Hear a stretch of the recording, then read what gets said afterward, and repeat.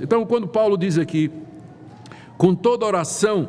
por todos os santos, ele não está se referindo aos santos que já morreram, ele não está se referindo aos santos, aos crentes como sendo perfeitos, mas ele está simplesmente, a palavra significa simplesmente, a expressão significa orar por todos os irmãos em Cristo Jesus. É claro que Paulo também não está ensinando que a gente só deve orar pelos irmãos em Cristo, porque o próprio Jesus ensinou que a gente deveria orar pelos inimigos, e o próprio Paulo,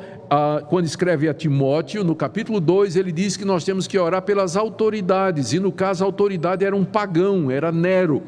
Então, orando em todo o tempo por todos os santos, não quer dizer que a gente só vai orar pelos nossos irmãos em Cristo. Nós vamos orar pelos nossos inimigos, nós vamos orar por pessoas que nos perseguem, nós vamos orar por aqueles que nos odeiam, nós vamos orar pela conversão de pecadores, nós vamos orar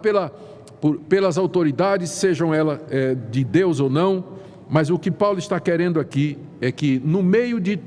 toda a nossa vida de oração, nós nos lembremos em particular dos nossos irmãos em Cristo. Boa parte do nosso tempo de oração, boa parte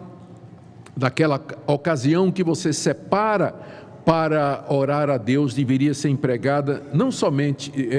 deveria ser empregada em oração pelos outros. Ou seja, você não deve orar somente por você, pelas suas necessidades. Isso está certo, a gente deve orar e pedir isso também, mas a gente deve orar pelos outros, interceder pelos outros, lembrar de outras pessoas nas nossas orações.